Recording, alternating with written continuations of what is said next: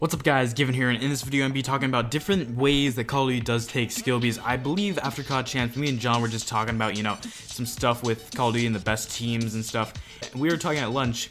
Before we knew it, everybody was staring at us and calling us nerds, so, I don't know, and then they were saying, like, Call of Duty doesn't take any skill, just push one button, then press another one, you're godly, but I just want to make this video so we're talking about different ways that Call of Duty does take skill and does take a lot of practice for some players, because players that do get to the top league of playing and make money, they definitely deserve respect because they've spent a lot of time practicing and getting good at the game. So I just want to make this video. Hopefully you guys can enjoy this video.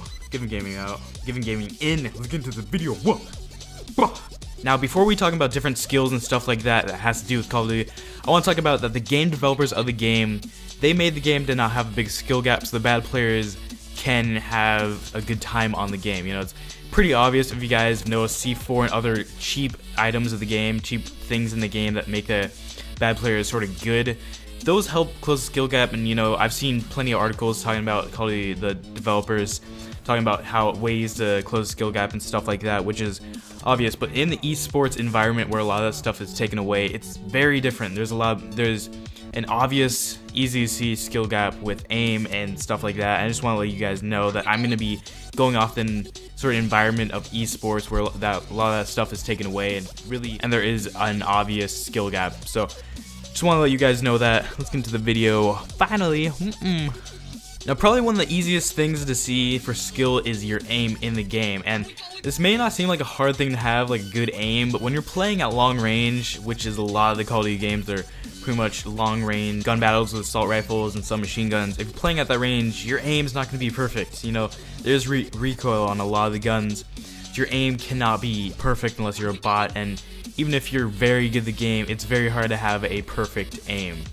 So it does take a long time to sort of play with the game a lot and practice a lot to just end up with a good aim that doesn't move around too much and sort of play well like that. And for all you guys who think it's as simple as aiming in and doing stuff like that, if you play AW, people are going to be constantly moving, constantly jumping around with their exosuits and exo movement.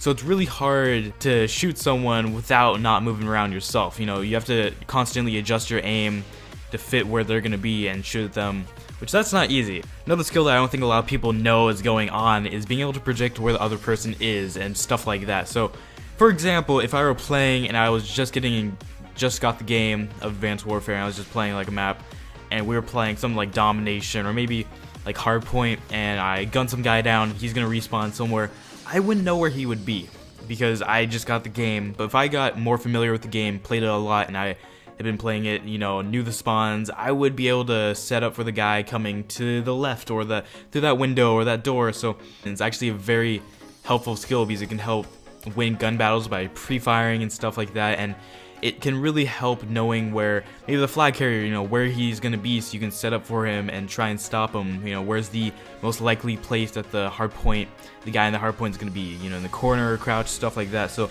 it really does play a huge role in playing games and winning games.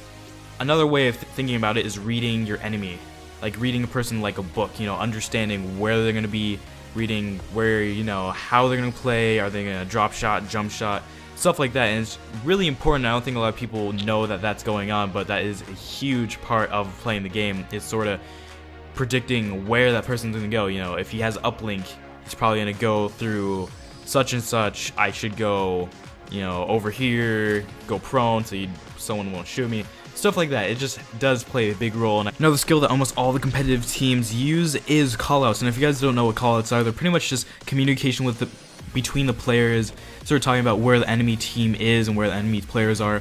And this may be surprising to a lot of people, but this is probably one of the most helpful things there is, just to do, being able to call out where players are, because this helps your team be more dominant in the map. And this is very important in game modes like Search and Destroy, where you can't respawn. There's no respawn aspect to it, so you only have one life, and you really want to get the efficient kills without dying. So knowing where players are and being able to sort of make strategies like pinching them to get more kills in a game like Search and Destroy, it's really helpful. And having map dominance in a game mode like Capture Flag, where you may be down a few captures and you're in the second round, that dominance could really bring you back and have you play very good. And even if you aren't down or you're not having a hard time, just keeping the dominance really can make it really hard for the other team to come back and try and win, because you're getting constant kills. You're calling out to your teammates where their enemy is. If you got killed, someone can replace you and trying to pick up the slack and stuff. So it really does help. And